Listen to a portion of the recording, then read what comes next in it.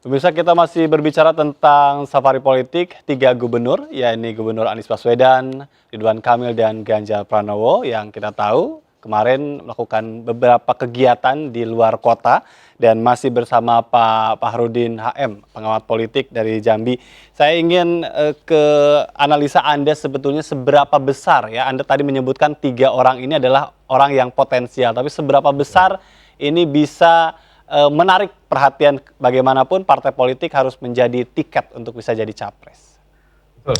Jadi mengulang tadi saya sampaikan bahwa ini potensial. Pertama tentu saja alasannya adalah yang pertama kan tentu saja sesuai dengan kaidah-kaidah ilmiah. Ya. Artinya sini kita merujuk pada survei. Kita lihat misalnya ya pada 9 Januari salah satu lembaga survei itu menyebut ya paling tidak ada 5 besar capres potensial di 2024, Prabowo, Ganjar, Anies, AHY, dan Ridwan Kamil.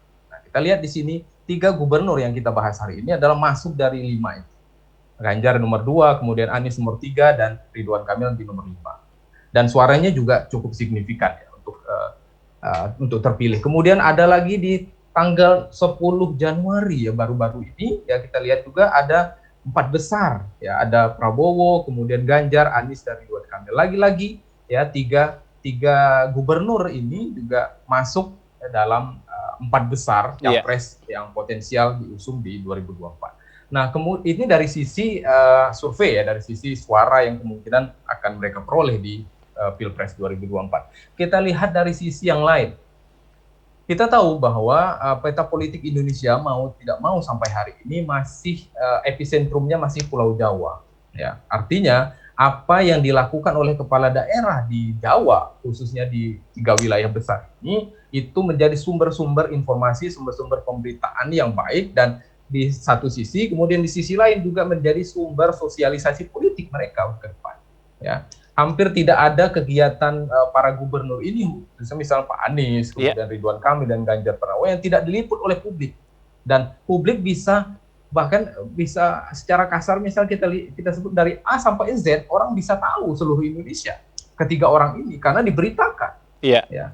Jadi secara tidak langsung misalnya kita menyebut bahwa ketiga orang ini sebetulnya nggak perlu banyak iklan gratis saja sudah cukup udah lebih dari cukup saya pikir untuk meningkatkan elektabilitas mereka di Pilpres 2024. Apalagi kita tahu sudah ada beberapa deklarasi pendukung ya di sejumlah daerah. Nah, belum lagi kalau kita lihat misalnya pemilih milenial, kita tahu ya anak-anak muda ini kan referensi politiknya memang lebih ke siapa sih yang mendekati usia mereka, kira-kira begitu. Karena lebih memahami kebutuhan mereka, aktivitas mereka, dan kita tahu bahwa 3 orang ini lagi-lagi adalah orang-orang muda ya, dan kita tahu juga bahwa anak-anak muda ini adalah menjadi bagian terbesar sekitar 60% ya dari DPT tahun 2019. Bayangkan di 2024 nanti DPT ini juga akan lebih besar dari itu, dan dari beberapa amatan ya atau dari beberapa fakta di pemilu-pemilu sebelumnya, anak-anak muda sekali lagi referensi politiknya lebih kepada orang-orang yang mendekati umur mereka dan orang-orang yang memahami aktivitas mereka, memahami kebutuhan mereka, dan itu yang mereka pilih nanti. Baik, Pak Fahrudin. Kita tahu bahwa memang Pilpres ya kalau dalam kacamata pengamat politik pasti nyebutnya sudah dekat begitu kan, sekalipun waktunya 2 tahun lagi.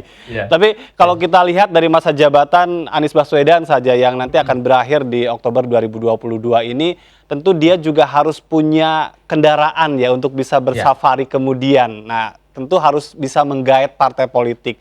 Apa yang mungkin harus dilakukan oleh ketiga kandidat potensial ini untuk bisa tetap ya mendapatkan tiket dari partai politik, setidaknya dijadikan sebagai kandidat lah untuk coba untuk disebar gitu untuk bisa ke daerah-daerah, karena kalau tidak lagi menjabat rasanya akan sulit, atau seperti apa?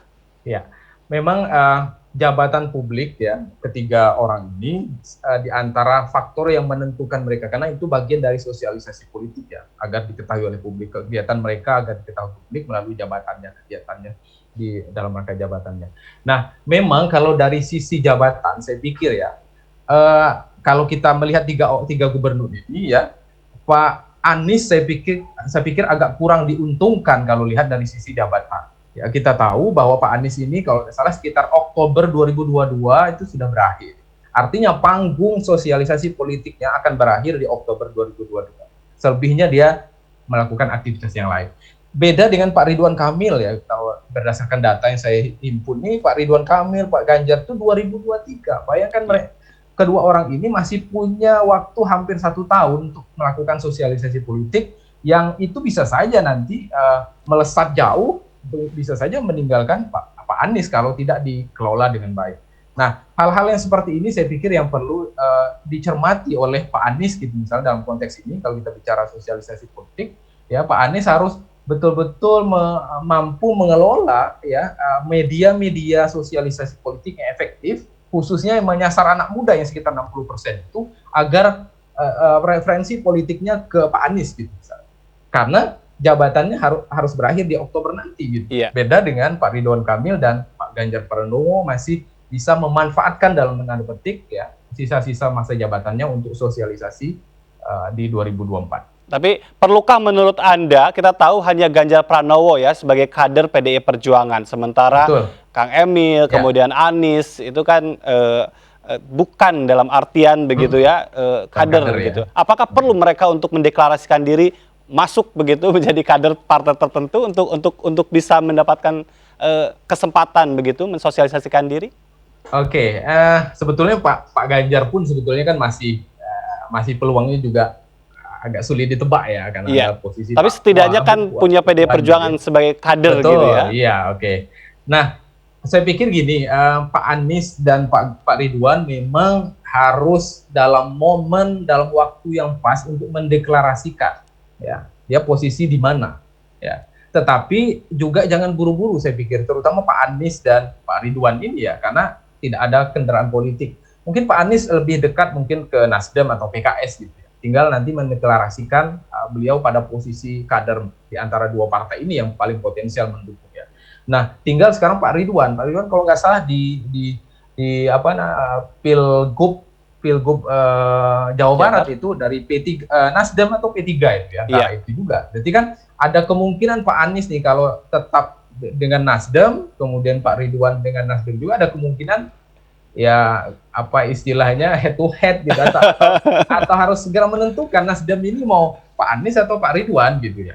Tapi sekali lagi timingnya harus tepat. Ya, jangan sampai nanti penentuan kendaraan politiknya jadi mobrang sehingga partai politik lain tidak mau mendukung gitu karena mungkin ada visi-visi yang tidak sejalan. Saya pikir momentumnya yang harus tepat oleh keduanya. Baik, Pak Rudin, ini terakhir, kalau kita bisa menebak-nebak, apakah memang akan semakin rutin ya, setiap akhir pekan ketiga orang ini akan lari keluar dari wilayahnya masing-masing? Oke, kalau lihat hasil survei, saya pikir ini akan secara kontinu, secara rutin akan mereka lakukan. Karena misalnya kalau dari survei, misal Pak Ganjar dengan Pak Anies itu kan jaraknya sekitar 5% kalau dari survei yang terbaru gitu ya. Nah, tentu mereka akan melakukan segala kegiatan yang itu menyasar wilayah-wilayah potensial. Ya. Pak Anies misalnya di wilayah Jawa itu sudah cukup banyak, tinggal misalnya ke Sumatera atau ke Kalimantan. Gitu, misalnya. Begitu juga Pak Ridwan hari ini ke Jawa Timur, besok. Lain waktu misalnya ke Sumatera dan lain sebagainya. Nah, hal-hal yang seperti ini yang membuat mereka, ya, karena survei ini akan rilis terus nih, yang membuat mereka terus berpacu, ya, agar ya bisa di posisi atas lah. Saya pikir ada Pak Prabowo yang tidak terlalu gencar, tapi karena posisi beliau ya yang membuat ada di posisi teratas. Saya pikir tiga gubernur ini akan selalu melakukan kegiatan-kegiatan politik di luar jabatannya sebagai gubernur di wilayah masing-masing. Iya, tapi mudah-mudahan tidak lupa dengan tugas utamanya ya sebagai gubernur di wilayah masing-masing. Karena kalau sampai lupa justru ini jadi bumerang bagi beliau. Masa ngurus wilayahnya aja nggak becus, kira-kira begitu yang akan muncul. Makanya sangat hati-hati dan momentumnya harus sangat tepat dilakukan. Baik, terima kasih Pak Bahrudin HM sudah bergabung bersama kami. Ya. Kita nanti akan lanjutkan kembali ya berbincang tentang politik di lain kesempatan. Terima kasih, salam sehat. Salam sehat, salam sejahtera untuk kita semua. Dan pemirsa, kami akan berlanjut dengan sejumlah informasi penting lainnya. Tetaplah bersama kami di MNC.